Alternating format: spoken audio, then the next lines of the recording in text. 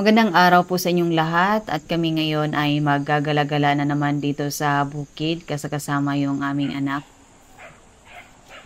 At kami ay pupunta ngayon doon sa kubo na matatanaw lamang mula doon sa mga kabahayan.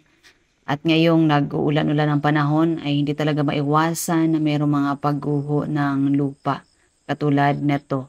So ito ay mga gilid ng palayan. So, yung iba na hindi na riprap ang palayan, so ganyan ang nangyayari, no?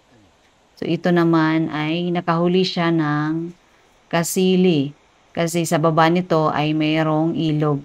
Kaya ipinakita niya sa akin, no, at siya ay tuwang-tuwa kasi ulam na yun.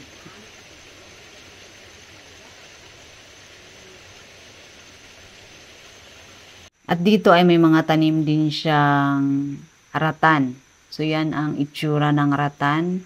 Matinik yung kanyang katawan. Kaya mahirap din siyang kuhanin. At ganito ang ratan kapag ka maliit pa lang. So ang part na to ay mapuno at yung likod niya, no, mataas na yan siya na bundok. At sabi nga nila marami daw ahas sa part na to kasi malapit sa tubig at maraming punong kahoy, no? Hindi katulad sa bandang doon na mga puro palayan.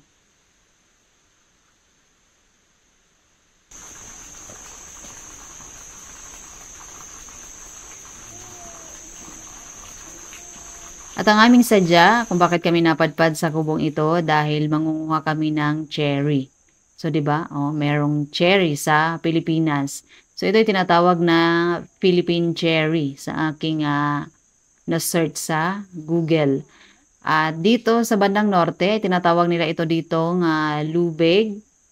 At dito sa lugar ng asawa ko ay upol kung tawagin nila. Ang puno ng upol na ito ay malalaki. So, mahirap siyang akyatin, lalo na kung wala kang daladalang hagdan. So, kailangan may hagdan kang kawayan katulad niyan. Kasi yung puno niya ay madulas dahil meron siyang lumot-lumot at lalo na kapag nagulan-ulan ang panahon, so mahirap siyang akyatin. So, medyo nakakatakot din yung mga sanga nito kasi parang hindi na siya matibay dahil siyempre mga ilang years na ang punong ito, no? At para makuhanan ko siya ng video sa taas dahil wala naman kaming drone, kaya yung aming cellphone ay tinali namin siya sa kawayan na yung may katamtaman lamang na laki na medyo magaan na kaya kong hawakan. Kaya meron akong nakuhang kaunting view sa taas. No, kaya tiis-tiis lamang talaga dahil nakakangalay sa liig, no, sa kakatingala sa kanya. Kasi medyo mataas na yung kanyang akyat at yan lamang ang kayang abutin, no, ng aming cellphone. So 'di ba? Oh, ikot-ikot ng konti, o di parang drone na rin. So hindi nga lang malapitan.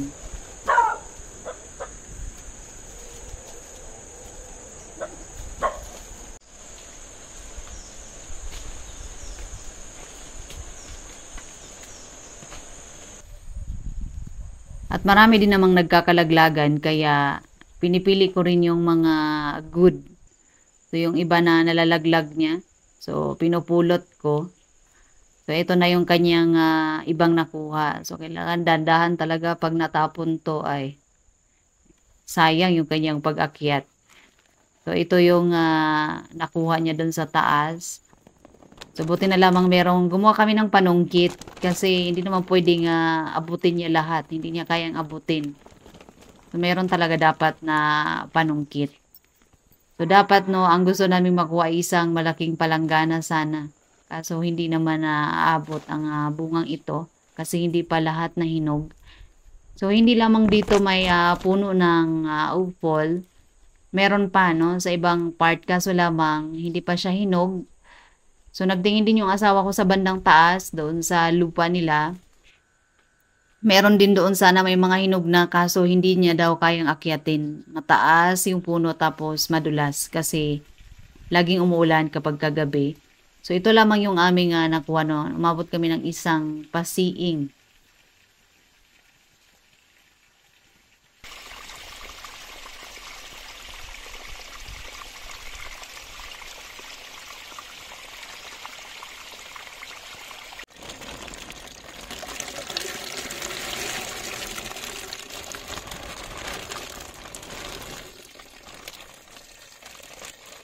At kinabukasan, umakyat kami dito sa bukid kasi dito namin ito lulutuin. Kami pala ay gagawa ng jam. So, ang lasa nito, no, kapag red na red pa lang, maasim talaga siya. Pero yung nag-dark red na, yun yung medyo matamis. Pero nandoon pa rin yung asim niya. At pwede rin sanang gumawa nito ng juice kung marami-rami lamang sana. Kaso, kakakonti lamang kaya hanggang jam lang muna ang gagawin namin ngayon.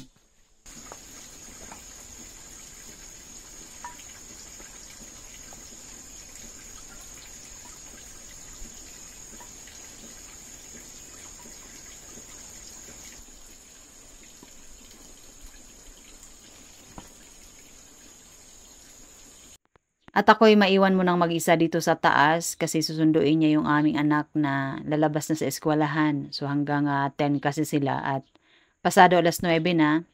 So ako na may gagawa ng tinapay. So mas maganda itong gagawa tayo ng jam. So mas maganda na meron din tayong tinapay na papalamanan. So pagka iparest ko ito, so ipagpapatuloy ko yung pagtanggal ng mga buto.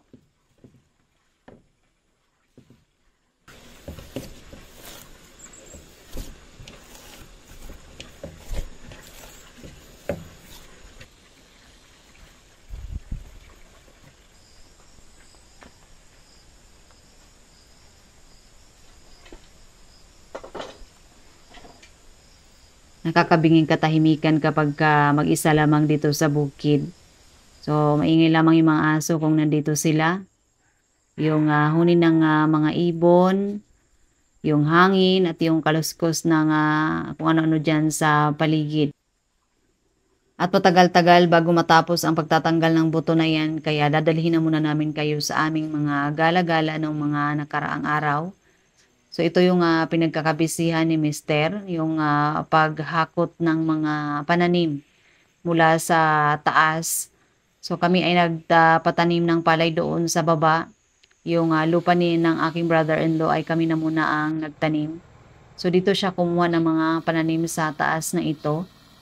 Ito lupain dito ng kanyang auntie. So yan pinsan niya yung nagte-treasure. So buti pa nga sila kasi kompleto sila sa gamit, no? May sarili silang kuliglig, may sarili silang treasure, kaya hindi ganun kahirap sa kanila ang pagtatanim at pag-harvest. So, si Mr. ay galing sa baba kasi sinundo niya yung aming anak. So, galing eskwelahan. At meron silang ulam dito na manok. So, yun kasi lagi ang pinapakain kapag may mga patanim. Madaling lutuin. So, yun ang broiler kasi at bika lang merong mga paninda dito, no? So, ito silang mag-asawa ay halos araw-araw talaga itong umaakyat dito sa kanilang bukirin na maparin or shine man. So, pera na lamang kung may mga activities sa barangay na kailangan nilang umattend. Pero, kadalasan talaga, natatanaw ko sila lagi dyan sa terrace namin na talaga sila papagod magpabalik-balik. Yung daanan pa naman nila dyan pag-akyat dito ay may mga nagla-landslide din kaya delikado at makipot din yung daanan. Pero yan sila, hindi man napapagod yung mga tuhod nila, oy. Pagdating sa lakaran, talo pa ako sa mga yan. Kasi itong bukid nila mas mataas pa to kaysa doon sa aming palayan. So ito ay matatanaw to dito sa taas kapag nandun kami sa baba.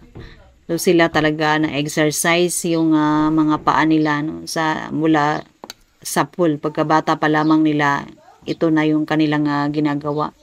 So itong kubo nila maganda-ganda sana ito, no. Hindi lamang talaga masyadong naalagaan kasi busy sila sa mga gawain dyan sa tabi-tabi, mga pagtatanim. So itong kubo na to ay ginawa lamang din niya ng pinsan niya. So, dati daw kasi talaga nung mga bata pa sila ng mister ko. So, kapag panahon daw ng pagtatanim, pag-aani, lagi daw talagang natutulog sila sa mga kubo nila sa palayan. So, yung mga kabahayan, walang tao. So, yung mga tao ay nasa mga kubo nila sa taas pagka magpapaani sila kasi mano-mano pa kasi dati. So, matagal talaga yung pag-aani. So, yung mga kubo nila, tinutulugan talaga nila. Hindi katulad ngayon na, uwian lang. Pagkatapos ng aming tanghalian, so, maghugas muna ako ng pinggan para mabawas-bawasan naman yung trabaho ni auntie kasi kung siya pang maghugas nito, so maabala pa siya sa kanyang trabaho kasi nagtatanim pa siya doon sa kanilang palayan.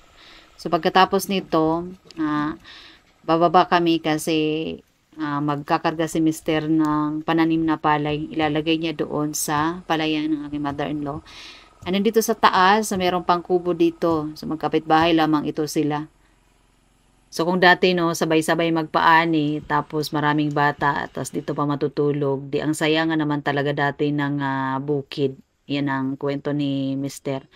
So kinabukasan nun, dumaan kami dito sa garden sa baba para tingnan tong mga pakuan. Kasi pinuputulan namin sila ng mga tawag nito, yung shoot nila para mas mag-focus na lamang silang magpalaki ng kanilang bunga. So, sa isang puno, mga 3 o 4 lang na pakwan dapat ibunga nila. Kasi kung hayaan namin silang gumapang ng gumapang, magkaroon ng maraming bunga pero maliliit lang, hindi na sila lalaki. So, yun ang aming karanasan nung nakaraang taon nung kami ay nagtanim.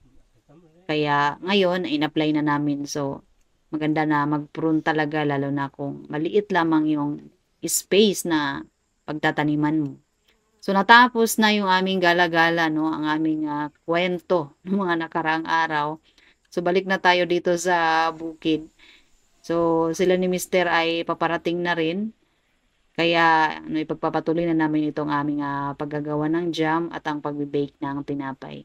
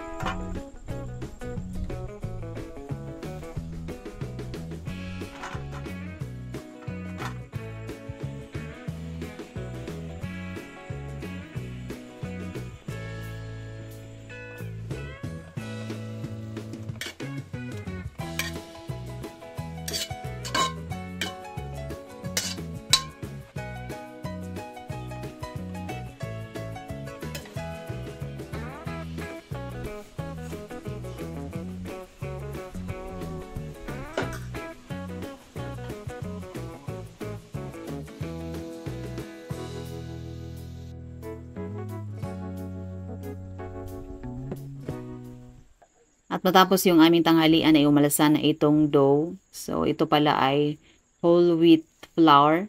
So, ito yung unang pagkakataon na gagawa ako ng tinapay gamit ang ganitong flour. Wala kaming oven dito at wala ring pugon. So, ito ay lulutuin lamang namin sa kaldero. So, challenging na naman ito kasi hindi pa namin nasubukan na magluto sa kaldero ng tinapay. No, kasi pagka unang mga ginagawa pa lang namin minsan pumapalpak talaga. Pero malalaman kung ito'y maluluto ba ng maayos. Pero so far maganda yung pagka-masa ko or pagka-timpla ko kasi umalasa siya ng maayos. So dito ako nag-e-enjoy sa pagpipigura ng tinapay, lalo na kapag maganda yung pagkagawa talaga ng dough, yung umalasa ng maayos. So kaso lamang itong tabla kasi na ginamit ko ay hindi makinis, kaya dumidikit.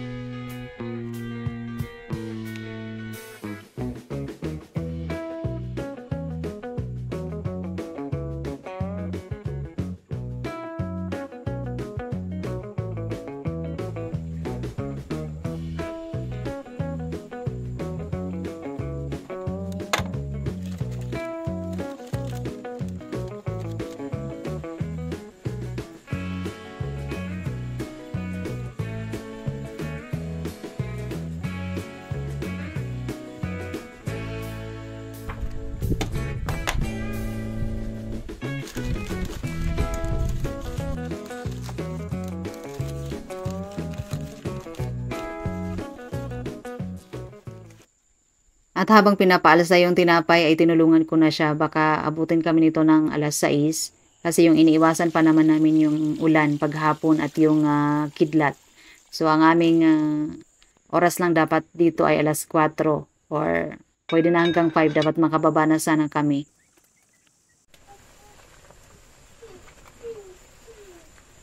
At pagkakulo nito, base dun sa aming napanood, kasi first time din namin gumawa ng jam, pinakulo nila, tapos sinala or kukunin yung pinaka-juice niya. So nakalimutan naming bitbitin yung aming stainless na strainer. So buti na lamang meron palang gadgaran dito ng kamote pag gumagawa kami ng sumang kamote. Ang oras namin ay 3:00 na. So mahaba-habang proseso pa ito at meron pa kaming tinapay na isasalang na hindi pa namin alam kung gaano katagal lulutuin. Tapos naririnig na namin yung kulog at meron ng kauting ambon-ambon.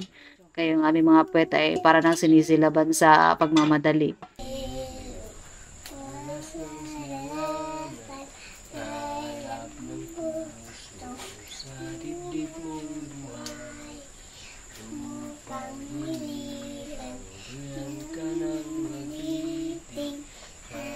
At pagkatapos ng commercial, ayun, umalis na yung tinapay. So, pwede na itong isalang. So, nagpa-preheat kami ng kaldero ng 2 minutes, no?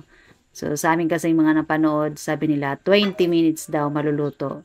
Siguro depende sa kalaki ng tinapay na isasalang mo. At ito na yung juice niya. So, pinalamig muna namin ito kasi itong aming salaan ay plastic lamang. So, hindi pa namin ito nalagyan ng asukal, pero yung ibang napanood namin, no, habang pinapakuluan nila, nilagyan na nila ng asukal. So ito, inano muna namin. Sinala muna talaga namin. So, nung tinakal ko, gamit ang basong ito, maabot siya ng 10. So parang equivalent naman siya sa 1 cup. So naka 10 cups kami.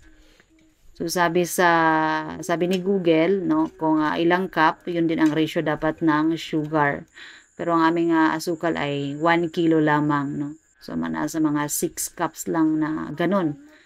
So ay wala na kami mga asukal, yun lamang yung aming ginamit. So may tamis naman siguro to kahit na kulang itong asukal.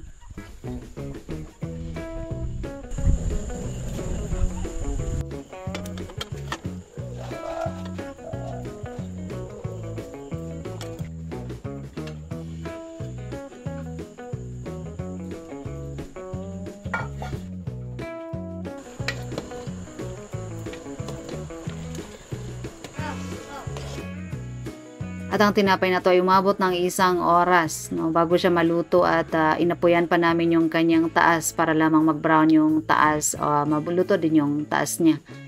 So kanina 3:00 o 4:00 na yung aming oras, hindi pa luto ang jam. So kanina pa kami halo ng halo at si Mister ay nagkanda yak-yak na sa usok. So siya talaga ang sumasalubong ng usok dyan, siya talaga laging naghahalo-halo. So ako pa-video-video lamang talaga ako.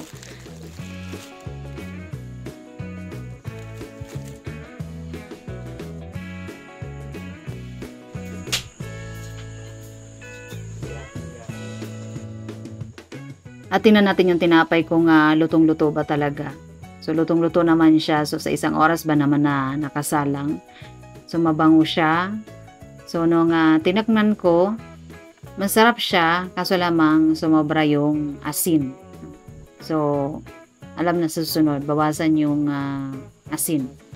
So, masarap. Gusto ko yung toasted na part niya. So, mahilig ako dun sa toasted talaga. So, itong jam, so malapit-lapit na, nung nagtuloy-tuloy na siya sa pag-bubbles. So, nung hinain na namin, kasi medyo nag-sticky na siya. So, nag-try na kaming magbuhos. Okay na siya, no? Para na siyang yung katulad ng gelatin. Kaya, ito ibubuhos na namin doon sa jar.